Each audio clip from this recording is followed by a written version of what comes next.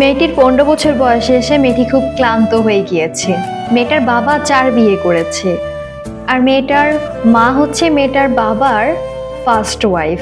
মেয়েটা এখন তার নানুর বাড়িতে থাকে অ্যান্ড মেয়েটির বিয়ে ঠিক হয়েছে, কিন্তু মেয়েটি কেন বিয়ে বসতে চাচ্ছে না, কিন্তু মেয়েটি কেন এত বেশি কষ্টের মধ্যে আছে, বা তার লাইফ স্টোরিটি আমাদের সাথে কেন শেয়ার করেছে।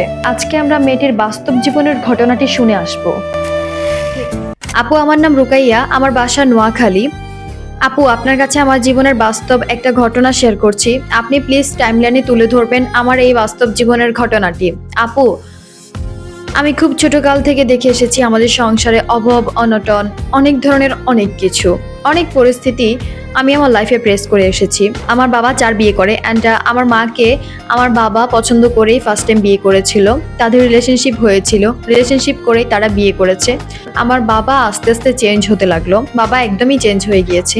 আমার মা যখন এই সংসারে থাকতে পারছে না, তখন আমাকে আমার নানুর বাড়িতে পাঠিয়ে দেয়। আমার নানুর বাড়িতে পাঠিয়ে দেওয়ার পর আমি আমার নানুর বাড়িতেই বড় হই অ্যান্ড আমার বাবা দেখতে দেখতে আরও আমার মাকে ছাড়া 3টে বিয়ে করেছে অ্যান্ড 3টা সংসারের বউ আমার মা, তারা সবাই মিলে একই বাসায় থাকতো। সবসময় ঝগড়া বিবাদ সবকিছু লেগেই থাকতো। আস্তে আস্তে আমি বড় হতে লাগলাম। আমার বয়স যখন 15 বছর হয়, ঠিক তখন আমার বাবা একটা কথাই বলে যে আমাকে বিয়ে দেবে, আমার জন্য একটা ভালো ছেলে পাইছে। বাট আমি তো জানতাম না যে ছেলেটা কে। আমি ফার্স্টেই বলেছি যে আমি কেন বিয়ে করতে চাচ্ছি না, কেন আমি এত বেশি কষ্ট পাচ্ছি। তার কষ্ট পাওয়ার একমাত্র কারণ হচ্ছে আমার বাবার 4 নাম্বার ওয়াইফের ভাইয়ের সাথে আমার বিয়ে ঠিক করেছে।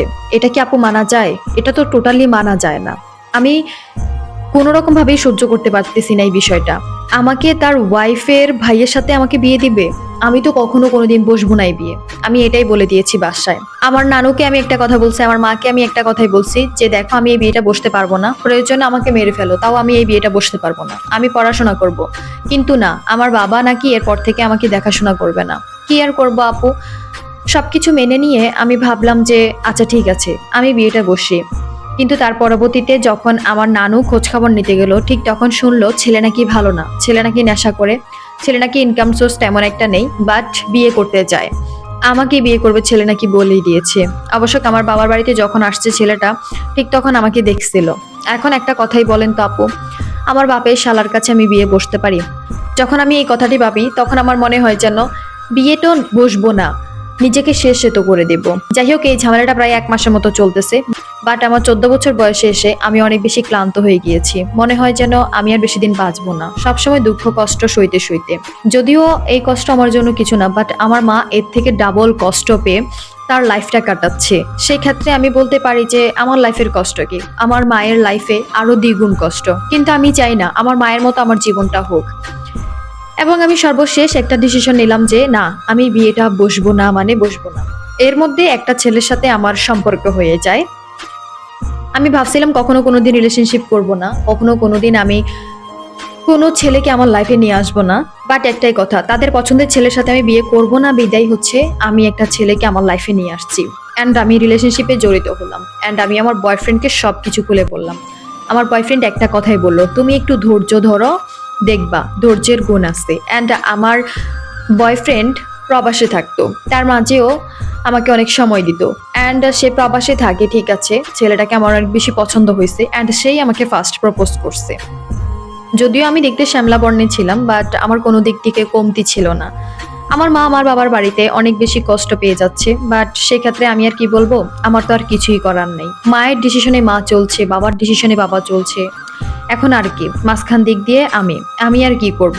আমি আমার নানুর বাড়িতে পড়ে আছি। দেন আমার মায়ের একটা মেয়ে হচ্ছে আমি। দেন আমার বাবা যে আরো 3টে বিয়ে করেছে, সেই সংসারগুলোতে 2টা মেয়ে আছে, একটা ছেলে আছে সেই ঘরগুলোর মধ্যে। বাট সেগুলো আমি বলতেও চাই না বা আমি মুখে উঠাতে চাই না। জাস্ট আমি একটা কথাই বলতে চাই, আমার লাইফটা একেবারে তছনছ হয়ে গিয়েছে। বাবা মা আমাকে যাচ্ছে যে বিয়েটা দিয়ে দিতে ইনস্ট্যান্ট, বাট আমি তো করব না। তার পরবর্তীতে একদিন আমাকে দেখতে আসছে, দেখতে আসার পর আমি তাদের সামনে যাই নাই, আমাকে অনেক মারছে, অনেক কিছুই হয়েছে। তার পরবর্তীতে আমি নানুর বাড়ি থেকে আমার একটা ক্লাসমেটের বাসায় চলে গেলাম। ঠিক আমার মা সন্ধান পেয়ে ওখান থেকে আমাকে নিয়ে আসছে। আমি জানি না আমার মা কেন রাজি হয়েছে। আমার মা অবশ্য আমার মায়ের সাথে রাজি হয়েছে। তার কারণ হচ্ছে আমার মাকে আমার বাবা একটা কথাই বলছে যে তোর মেয়েকে যদি তুই বিয়ে দিস, তাহলে আমি তোর এই সতীনটাকে বিদায় করে দেব। এই কথা বলার কারণে হচ্ছে আমার মা আমাকে ওখানে বিয়ে দেওয়ার জন্য রাজি হয়েছে। এখন আপু, তুমি নিজেই বলো যে আমার মা কি এটা ঠিক কাজ করছে? যাই হোক, এর মাঝে আমি একটা কথা বলি, এটা আসলে একটা ঠিক কাজ হয় নাই। উনি ওনার নিজের স্বার্থের কারণে ওনার মেয়েকে জলে ভাসাই দেওয়ার চেষ্টা করছে। আমার বাবা আমার মাকে সত্য দেওয়ার কারণে আমার মা রাজি। আমার মা আমার জন্য আদর ভালোবাসা কেমন যেন দেখায়ও না, বা তেমন একটা নাইও। তার কারণ হচ্ছে আমার বয়স যখন 1 বছর পূর্ণ হয় তখনই আমার নানুর বাড়িতে আমি থাকা শুরু করে দিয়েছি। দূরত্ব আসলে অনেক খারাপ একটা জিনিস, যেটা কাছে থাকলে অনেক মায়া টান ভালোবাসা থাকে, আর দূর যখন হয়ে যায় তখন মায়া টান ভালোবাসা থাকে না। যাই হোক, মা তো পুরা পাষাণ হয়ে গেছে কষ্ট পেতে পেতে। একটা মানুষ কষ্ট পেতে পেতে আস্তে আস্তে পাষাণ হয়ে যায়, আস্তে আস্তে হৃদয়টা পাথর হয়ে যায়, এটা আসলে মানতেই হয়। তারপর আমি আমার ক্লাসমেটের বাসায় চলে যাওয়ার পর আমার মা আমাকে ওখান থেকে ধরে নিয়ে আসছে, আমাকে অনেক মারছে, আমার চুলের মুঠি ধরে আমাকে থাপ্পড় দিয়েছে। বাট কি আর করবো, কান্নাকাটি করছি। যাই হোক, বয়ফ্রেন্ডকে এই কথাগুলো আমি বললাম, আমি সব কিছু আমার বয়ফ্রেন্ডকে বলেছি। আমার বয়ফ্রেন্ড ওখান থেকে অনেক কান্নাকাটি করছে। শুক্রিয়া, আমি একটা ভালো ছেলের সাথে রিলেশনশিপে জড়িয়েছিলাম।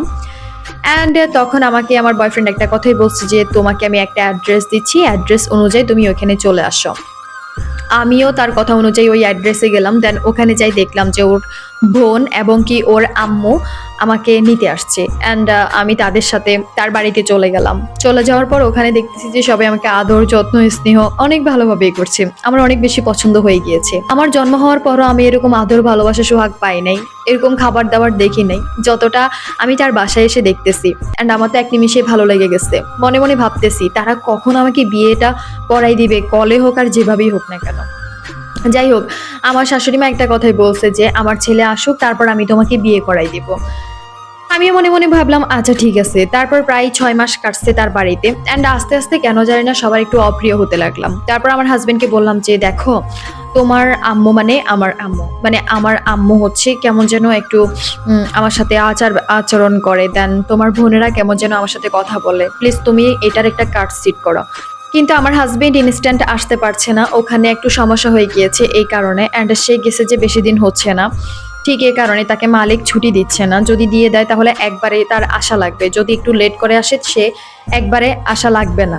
যাই হোক, সেগুলো আমি বুঝতেছি না বা বুঝবো না হয়তো বা বুঝাই আমি বলতেও পারবো না। তার পরবর্তীতে আমার হাজবেন্ড আমাকে বলল আচ্ছা ঠিক আছে, তুমি কোনো টেনশন করবে না। তারপর আমার শাশুড়ি মাকে বললো যে তুমি একটা কাজ করো, একটা হুজুর ডেকে এনে আমাদেরকে বিয়েটা পড়াই দাও। অ্যান্ড আমি কাবিনটা ওখান থেকে আমি করার চেষ্টা করছি। তারপর আমার হাজবেন্ড ওখান থেকে এখানে ফ্রেন্ড সার্কেল দিয়ে দেন আমাদের কাবিনটা ঠিক করছে।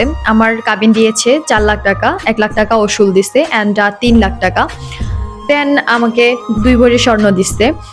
আর আমাদের বিয়েটা হয়ে গিয়েছে ভিডিও কলে হয়ে যাওয়ার পর প্রায় 8 মাস গেল। 8 মাস পর আমার হাজবেন্ড ফাইনালি দেশে আসলো। দেশে আসার পর সে আমার কাছে এসেছে, আমাদের আবারও বিয়ে হয়েছে। আবার বিয়ে হওয়ার পর আমরা অনেক সুখে আছি আলহামদুলিল্লাহ। এরই মাঝে সে দেশে এসে 5 মাস থাকার পর সে আমাকে অনেক বেশি ভালোবাসতেছে আমি দেখতেছি, কিন্তু তার অতীত আমি জানতাম না। মানে তার অতীত টোটালি আমি জানতাম না। তার যে অতীতে একটা বিয়ে হয়েছে সেটা আমি জানতাম না সিরিয়াসলি। তারপর একদিন তার মোবাইলে কল আসছে, কল আসার পর সে ওয়াশরুমে ঢুকছে খুব সকাল সকাল। কল দেওয়ার পর আমি ভাবলাম আচ্ছা ঠিক আছে, কে কল দিচ্ছে একটু ধরি। আর এত সকালবেলা কল দিয়েছে, হয়তোবা কারো বিপদ হতে পারে। তারপর আমি কলটা রিসিভ করার পর একটা মেয়ে ওপার থেকে বলতেছে যে কেমন আসছো। তারপর আমি বললাম যে জি ও ভালো আছে, বাট আপনি কে? তারপর বললো যে তুমি কে? আমি বললাম তার ওয়াইফ আমি। আপনি কে? পরে বললো যে আমি তার ফার্স্ট ওয়াইফ। আমি বললাম ফার্স্ট ওয়াইফ মানে ও কি আরেকটা বিয়ে করছে? বললো যে হ্যাঁ ও বিয়ে করছে, বাট ডিভোর্সটা আমি নিজেই নিয়েছিলাম।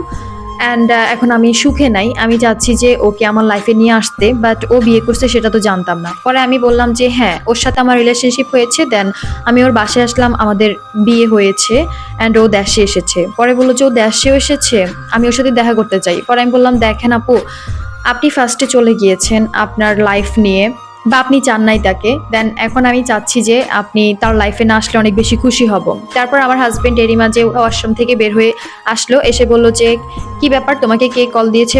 পরে আমি বললাম যে তোমার নাম্বারে কল আসছে। তারপর আমি ধরলাম, এখন বলতেছে তুমি নাকি আগে একটা বিয়ে করছো। তারপর সে বলল যে হোয়াট, কি বলো এসব? তারপর আমি বললাম যে তুমি কলে কথা বলো, বাট তুমি লাউড দাও, আমি একটু শুনবো যে সেই মহিলাটি কি বলতে চায়। পরে সে আমার কথা অনুযায়ী লাউড দিল, লাউড দিয়ে বলতেছে যে কি ব্যাপার, তুমি বিয়ে করছো অ্যান্ড দেশে আসতো, সেটা তো আমরা জানতাম না।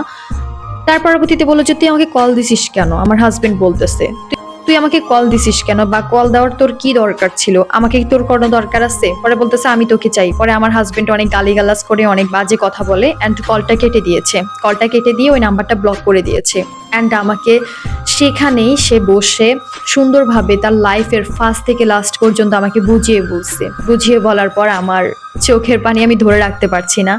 তার লাইফ স্টোরিটা অনেক বড়, আমি জাস্ট একটু ছোট করে বলে যাচ্ছি। সে রিলেশনশিপ করে বিয়ে করছে, বিয়ে করার পর অনেক অনেক ভালোবাসছে মেয়েটা ওকে, ও ওকে ভালোবাসছে, দুজন অনেক ঘোরাফেরা করছে, জীবনে যত ইচ্ছা স্বপ্ন ছিল সবকিছুই পূরণ করছে। বাট লাস্ট পর্যন্ত মেয়েটা অন্য একটা ছেলের সাথে প্রেম করছে, অন্য একটা ছেলের সাথে ওকে ধরে ফেলছে আমার হাজবেন্ড। ধরে ফেলার পর আমার হাজবেন্ড একটা কথাই বলছে যে দেখো তুমি আমার লাইফটা শেষ করবে না, তুমি আমার লাইফ থেকে চলে যাও, তোমাকে আমি বিয়ে করছি ঠিক আছে। তারপর ওই মেয়েটা নিজে ইচ্ছাই চলে গেছে ওই ছেলেটার কাছে।